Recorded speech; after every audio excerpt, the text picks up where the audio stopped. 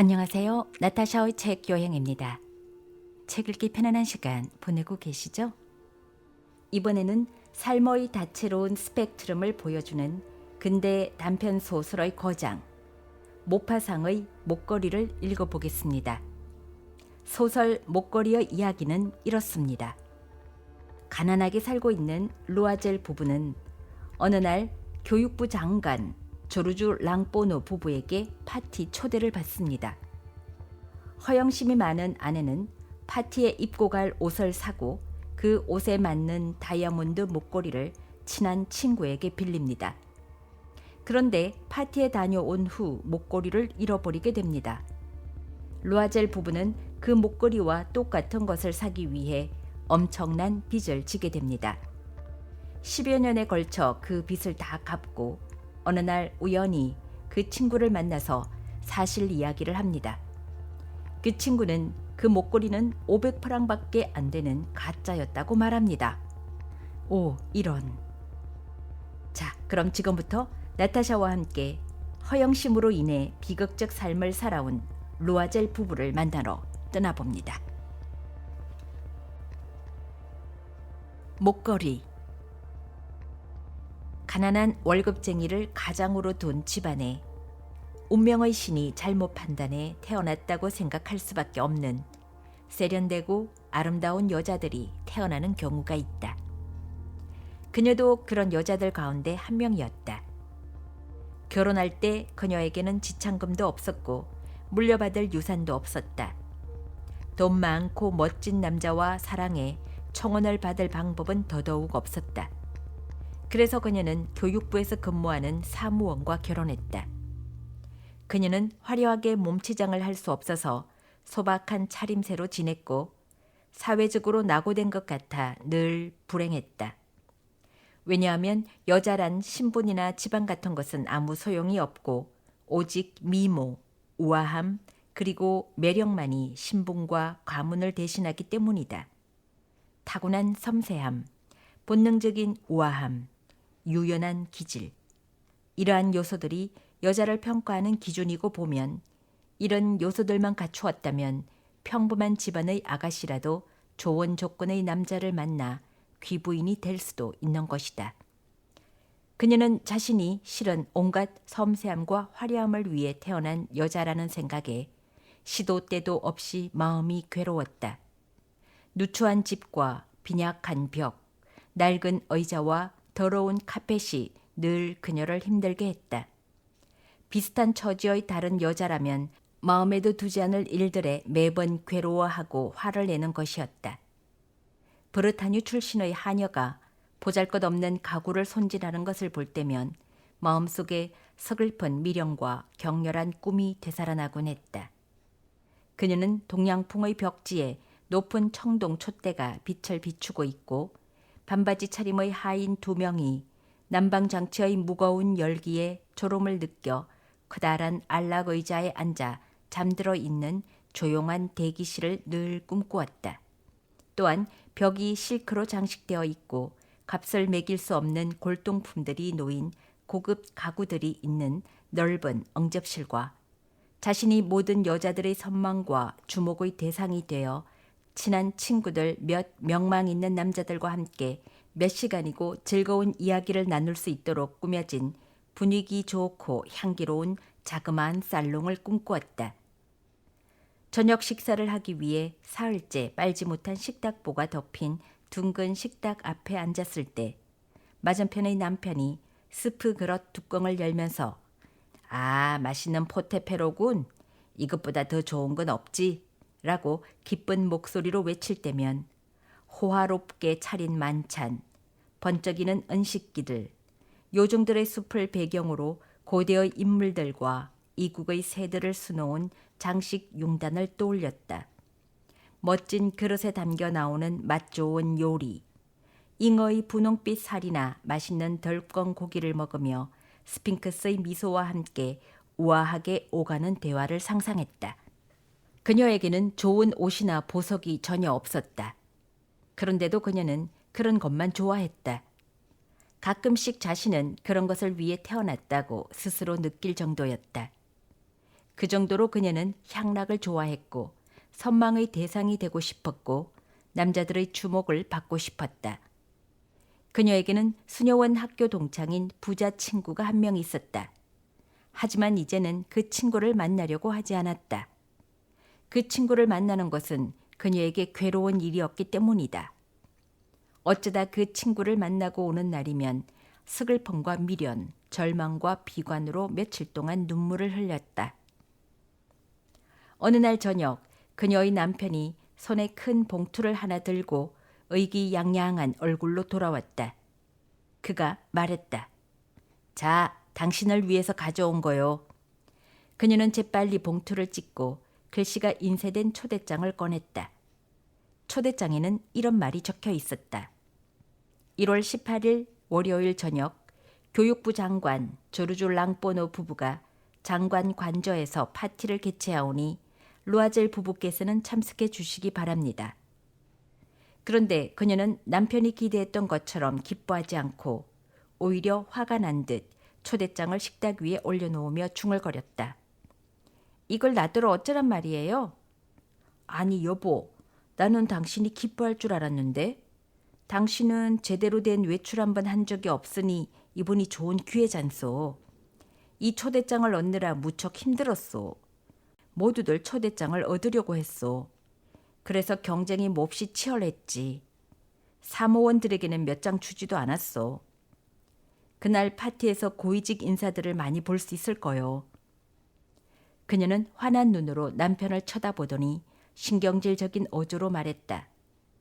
그러니까 거기에 무슨 옷을 걸치고 가라는 말이에요? 남편은 그런 생각은 하지 못했기 때문에 더듬더듬 말했다. 당신이 극장에 갈 때 입는 옷 있잖소.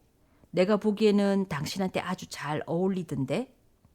다음 순간 그는 아내가 눈물을 흘리는 것을 보고는 놀라고 얼이 빠져서 입을 다물고 말았다. 두 줄기 굵은 눈물이 그녀의 눈가에서 입가로 천천히 흘러내리고 있었다. 그는 어쩔 줄 몰라 하며 물었다. 당신 왜 그래? 응? 왜 그러는 거야? 그러자 그녀는 애써서 간신히 마음을 가라앉힌 뒤 눈물에 젖은 뺨을 닦으며 조용한 목소리로 대답했다. 아무것도 아니에요. 그저 입고 갈 옷이 없으니 이 파티에 갈 수 없을 뿐이에요. 초대장은 나보다 좋은 옷이 많은 부인을 둔 당신 동료들에게 주세요. 그는 미안한 마음이 들어서 다시 말했다. 이봐요 마틸드. 적당한 옷 한 벌 맞추는데 얼마나 드오? 다른 용도로도 입을 수 있고 수수한 것으로 말이오. 그녀는 잠시 생각에 잠겼다. 값을 계산해 보기도 하고 얼마 정도로 말해야 남편이 단칼에 거절하거나 놀라서 비명을 지르지 않을지 생각해 보기도 했다. 마침내 그녀가 망설이면서 대답했다. 확실히는 모르겠어요. 하지만 400프랑이면 되지 않을까 싶어요. 그의 얼굴이 조금 창백해졌다. 돌아오는 여름에 일요일이면 종달새 사냥을 하는 친구들과 함께 낭대로 평원으로 사냥을 가기로 되어 있었고 그래서 엽총을 사기 위해 딱 400프랑을 저축해 두었기 때문이다. 하지만 그는 이렇게 말했다. 좋아요. 400프랑을 줄 테니 좋은 옷을 사도록 해요. 파티 날이 다가오고 있었다. 옷은 준비가 되었지만 루아젤 부인은 슬프고 걱정이 있는 듯하고 불안해 보였다. 어느 날 저녁 남편이 그녀에게 물었다. 무슨 일이 있어? 며칠 전부터 당신 표정이 이상한데? 그러자 그녀가 대답했다. 저는 보석도 폐물도 몸에 장식할 것이라고는 아무것도 없으니 고민스러워서 그래요. 그런 모습으로 파티에 가면 얼마나 초라해 보이겠어요. 그럴 바에는 파티에 가지 않는 게 낫겠어요. 남편이 다시 말했다. 그럼 생활을 달고 가면 어떻겠소? 요즘에는 그게 아주 멋있어 보이던데. 10프랑이면 예쁜 장미꽃 두세 송이는 살 수 있을 거요. 그러나 그녀는 꿈쩍도 하지 않았다. 싫어요. 돈 많은 여자들 틈에서 가난해 보이는 것처럼 모욕적인 일이 또 어디 있겠어요? 그러자 남편이 큰 소리로 외쳤다. 당신 정말 바보로군. 당신 친구 포레스티의 부인을 찾아가 보석을 좀 빌려달라고 부탁해 보구려. 그런 부탁쯤은 해도 되는 사이 아니오? 그 말을 듣고 그녀는 기뻐서 큰 소리로 대꾸했다. 정말 그렇네요. 그 생각을 미처 못했어요. 다음 날 그녀는 친구를 찾아가 자신의 딱한 사정을 이야기했다. 포레스티의 부인은 거울이 달린 옷장 앞으로 가더니 큰 상자 하나를 가져와서 열어 보이고는 루아젤 부인에게 말했다. 자, 골라봐. 그녀는 우선 반지 몇 개를 보았다. 그 다음에는 진주 목걸이, 그 뒤에는 베네치아산 십자가, 정교한 솜씨로 만든 금과 보석들을 보았다. 그녀는 거울 앞에서 그것들을 몸에 걸쳐 보았지만 다시 벗어 놓지도 돌려주지도 못한 채 결정을 하지 못했다. 그녀는 이렇게 물었다. 다른 건 더 없어? 더 있지, 골라봐. 어느 것이 네 마음에 들지 알 수가 없으니 말이야. 순간 그녀는 검은 세틴으로 둘러싼 상자 속에 눈부신 다이아몬드 목걸이가 들어있는 것을 발견했다. 그녀의 가슴이 걷잡을 수 없는 욕망으로 마구 뛰기 시작했다. 그녀는 떨리는 손으로 그것을 들어올렸다. 그것을 목에 걸고는 자기 모습 앞에서 스스로 황홀해했다. 이윽고 그녀는 불안에 가득 차 망설이며 물었다. 이걸 빌려줄 수 있겠니? 다른 것은 됐고. 응, 좋아. 그렇게 해. 그녀는 친구의 목을 얼싸 안으며 격하게 입맞춤을 하고는 그 보석을 들고 들뜬 마음으로 돌아왔다. 드디어 파티 날이 되었다. 루아젤 부인은 성공을 거두었다. 그녀는 누구보다도 아름답고 우아하고 매력이 있었으며 기쁨에 도취되어 미소 짓고 있었다. 모든 남자들이 그녀를 바라보았고 이름을 물었으며 소개받기를 원했다. 모든 직원들이 그녀와 춤추고 싶어 했다. 장관도 그녀에게 주목했다. 그녀는 흥분 속에서 도취해 춤을 추었다. 자신의 아름다움에 의기양양해지고 엄청난 행복감과 성공이 가져다주는 영광, 모든 사람들이 바치는 경의와 찬미에 둘러싸여 욕망이 한껏 되살아났다. 여자들의 마음을 달콤하고 완벽하게 채워주는 승리감에 취해 아무것도 생각하지 못했다. 그녀는 새벽 4시경에야 무도회장을 나섰다. 남편은 인적 없는 작은 응접실에서 다른 3명의 친구와 함께 자정부터 잠들어 있었고 그들의 부인들은 무척 재미있게 시간을 보내고 있었다. 남편이 나갈 때를 대비해 평소에 입던 검소한 겉옷을 아내의 어깨에다 걸쳐주었다. 화려한 파티복과는 너무나 대조를 이루는 초라한 옷이었다. 그것을 느끼자 그녀는 값비싼 모피 옷으로 몸을 감싼 다른 여자들의 눈에 띄지 않으려고 몸을 피하려 했다. 루아젤 씨가 그녀를 만류했다. 그러면 조금만 기다려요. 이대로 밖에 나가면 감기가 들 거야. 내가 가서 마차를 불러오리다. 그러나 그녀는 남편의 말을 귀담아 듣지 않고 급히 청계를 내려갔다. 그들이 거리에 나섰을 때 마차는 한 대도 보이지 않았다. 멀리 지나가는 마차를 소리쳐 불러 잡으려고 했지만 소용없었다.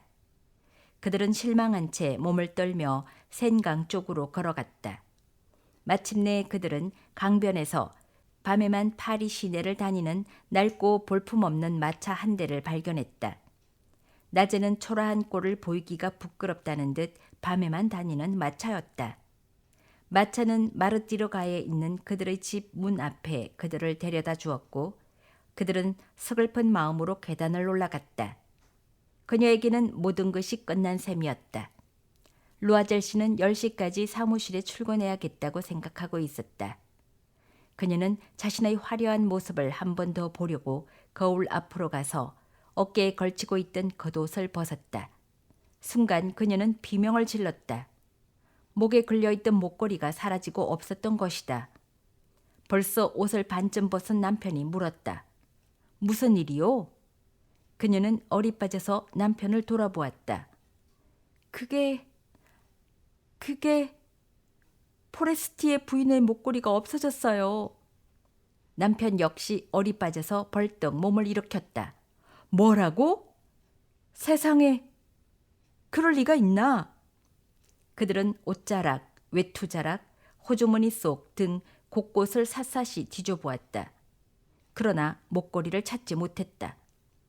남편이 물었다. 무대에서 나올 때 있었던 것은 확실하오? 네, 장관님 댁 현관에서 손으로 만져봤어요. 하지만 길에서 떨어뜨렸다면 소리가 났을 텐데 아무래도 마차 안에 떨어뜨린 것 같소. 네, 그런 것 같아요. 당신 마차 번호 기억나요? 아니, 당신은 번호를 보았소? 아니요. 그들은 큰 충격을 받고 서로를 바라보았다. 결국 루아젤이 다시 옷을 입었다. 혹시 목걸이를 발견할지도 모르니 내가 가서 우리가 온 길을 되짚어 봐야겠소. 그러고는 밖으로 나갔다. 그녀는 파티복을 그대로 입은 채 자리에 누울 힘도 없이 불도 피우지 않고 멍하니 의자에 앉아 있었다. 남편은 7시경에 돌아왔다. 목걸이는 찾지 못했다. 그는 현상금을 걸기 위해 경찰서 신문사에 갔고 마차 회사에도 찾아갔다. 찾을 가능성이 조금이라도 있는 곳은 모조리 찾아가 보았다. 그녀는 이 끔찍한 재앙 앞에서 질겁한 채 하루 종일 남편을 기다렸다. 루아젤은 저녁마다 움푹 패고 파리해진 얼굴로 돌아왔다. 아무런 단서도 찾아내지 못한 것이다. 목걸이 고리가 부러져서 수선을 한다고 당신 친구에게 편지를 써야겠소. 그러면 돌려주기까지 시간 여유가 생길 것 아니오. 그가 말했다. 그녀는 남편이 부르는 대로 편지를 받아 썼다. 일주일이 지나자 모든 희망을 잃어버렸다. 5년은 늙어버린 루아젤이 선언했다. 똑같은 목걸이를 구해 돌려주는 수밖에 없지. 다음 날 그들은 목걸이가 들어있던 상자를 가지고 상자 속에 적힌 상점을 찾아갔다. 보석상은 장부를 들춰보고는 말했다. 그 목걸이는 우리 가게 것이 아닙니다, 부인. 우리 가게에서는 상자만 제공해 드린 것 같군요. 그래서 그들은 똑같은 목걸이를 찾으려고 기억을 더듬어 가며 이 가게 저 가게를 돌아다녔다. 두 사람 다 슬픔과 불안 때문에 아픈 사람처럼 보였다. 마침내 그들은 팔레 루아얄의 어느 보석상에서 찾고 있던 것과 똑같아 보이는 다이아몬드 목걸이를 찾아냈다. 값은 4만 프랑이었다. 보석상 주인은 3만 6천 프랑까지 해주겠다고 했다. 부부는 보석상에게 4월 뒤까지는 다른 사람에게 팔지 말아달라고 사정했다. 그리고 혹시라도 2월 말 안으로 잃어버린 목걸이를 되찾게 된다면 3만 4천 프랑에 되파는 조건으로 계약을 했다. 루아젤에게는 아버지에게서 물려받은 1만 8천 프랑의 유산이 있었다. 나머지는 빚을 내기로 했다. 그는 이 사람에게서 1천 프랑, 저 사람에게서 500 프랑, 이곳에서 5루이, 저곳에서 3루이 하는 식으로 닥치는 대로 빚을 얻었다. 증서를 쓰고 전 재산을 저당 잡히고 고리대금은 물론 질이 좋지 않은 사채업체와도 거래를 했다. 돈을 빌리기 위해 인생의 모든 목표를 위태롭게 했으며 확실히 갚을 수 있을지도 모르면서 차용증에 서명을 했다. 장차 닥쳐올 불행에 대한 걱정과 곧 다가올 비참한 검은 그림자, 앞으로 겪게 될 온갖 물질적 어려움과 정신적인 괴로움에 대한 생각에 몸을 떨면서 보석상 카운터 위에 3만 6천 프랑을 올려놓았다. 마침내 루아젤 부인이 목걸이를 가지고 찾아가자 포레스티의 부인은 얼굴을 조금 찡그리며 말했다. 좀 더 빨리 갖다 줬어야지. 내가 쓸 일이 생겼을 수도 있잖아. 하지만 포레스티의 부인은 상자를 열어보지도 않았다. 루아젤 부인은 친구가 상자를 열어볼까 봐 조마조마했다. 물건이 바뀐 것을 알면 친구가 어떻게 생각할까, 뭐라고 할까, 나를 도둑으로 여기지는 않을까. 얼마 지나지 않아 루아젤 부인은 가난한 생활이 얼마나 끔찍한지를 깨달았다. 그래서 그녀는 결연한 태도로 결심을 했다. 그 무시무시한 빚을 어떻게 해서든지 갚아야 했다. 그녀가 갚을 것이다. 그들은 하녀를 내보냈고 집도 이사했다. 지붕 및 방을 새로 얻었다. 그녀는 집안일이 얼마나 고된지, 부엌일이 얼마나 손이 많이 가는지 알게 되었다. 그녀는 사기 그릇과 냄비 바닥에 장밋빛 손톱을 망가뜨리며 설거지를 했다. 더러운 행주, 셔츠, 걸레를 빨아서 줄에 널었다. 매일 아침 쓰레기를 들고 거리로 내려갔다. 물을 길어오느라 층계마다 쉬면서 숨을 헐떡여야 했다. 같은 처지의 여러 부인들처럼 팔에 장바구니를 끼고 채소 가게나 식료품점, 정육점을 드나들며 값을 깎다가 욕까지 먹으면서 힘들게 한 푼 한 푼 저축했다. 매달 꼬박꼬박 빚을 갚아야 했다. 돈이 모자라면 차용증을 다시 쓰면서 시간을 벌었다. 남편도 열심히 일했다. 저녁이면 상인들의 장부를 정리해주고 밤에는 장당 5수씩 받고 서류 작성을 하기도 했다. 이런 생활이 10년 동안 이어졌다. 10년이 지나자 마침내 빚을 다 갚았다. 고리대금 이자와 쌓이고 쌓인 이자까지도 모두 갚았다. 이제 루아젤 부인은 많이 늙어 보였다. 때로는 강하고 단단하고 때로는 거친 가난한 집 주부가 되어 있었다. 머리는 아무렇게나 빗어 넘기고 치마는 비스듬히 걸쳐 입었으며 손은 빨갛게 텄다. 큰 목소리로 말을 했고 물을 첨벙거리며 마룻바닥을 닦았다. 하지만 남편이 출근하고 나면 이따금 창가에 앉아 옛날의 그 파티, 자신이 너무나 아름다웠고 그토록 찬미받았던 그 밤을 떠올렸다.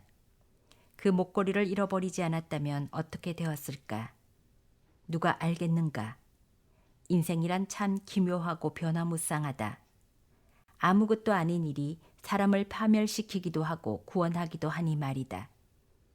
어느 일요일 그녀는 일주일간 고된 일로 쌓인 피로를 풀기 위해 샹젤리제를 한 바퀴 돌고 돌아오는 길에 어린아이를 데리고 산책하는 한 부인을 우연히 발견했다. 포레스티의 부인이었다. 그녀는 여전히 젊고 아름답고 매력 있었다. 루아젤 부인은 감정이 북받치는 것을 느꼈다. 가서 말을 걸까? 그래, 그러자. 이제 빚을 다 갚았으니 그녀에게 다 말하자. 못할 이유가 무엇인가? 그녀는 가까이 다가가 말을 걸었다. 오랜만이야, 잔. 그러나 포레스티의 부인은 그녀를 전혀 알아보지 못했고 그런 부르주아 여자가 자기를 친근하게 불어넣은 것에 놀라 중얼거렸다. 하지만 부인, 저는 당신을 모르겠는데요. 사람을 잘못 보신 것 같아요. 아니야, 나 마틸드 루아젤이야. 그녀의 친구가 외마디 소리를 내뱉었다. 오, 가여운 마틸드, 너 많이 변했구나. 그래, 고생 참 많이 했어. 우리가 마지막으로 만난 후로 고달픈 일이 참 많았지. 그런데 그게 다 너 때문이었어. 나 때문이었다니? 왜? 내가 장관댁 파티에 가려고 너에게 빌렸던 그 다이아몬드 목걸이 기억나? 응, 그런데 그게 왜? 그때 그걸 잃어버렸거든. 뭐라고? 네가 나한테 돌려줬잖아. 내가 돌려준 목걸이는 똑같지만 다른 물건이었어. 그걸 살 돈을 갚는데 10년이 걸렸지. 빈털터리였던 우리에게 그게 쉽지 않은 일이었다는 건 너도 짐작할 수 있을 거야. 하지만 이제 다 해결되었어. 그래서 마음이 아주 가뿐해. 포레스티의 부인이 걸음을 멈추었다. 그러니까 내 것 대신 다른 다이아몬드 목걸이를 사왔단 말이야? 그래, 아직까지 몰랐구나. 하긴 모양이 정말 똑같았으니까. 그녀는 자랑스러우면서도 순박해 보이는 기쁨의 미소를 지었다. 폴레스티의 부인이 감정이 격해져서 친구의 두 손을 붙잡았다. 오, 가여운 마틸드, 내 목걸이는 가짜였어. 기껏해야 500프랑밖에 나가지 않는. 어떻게 되었을까요?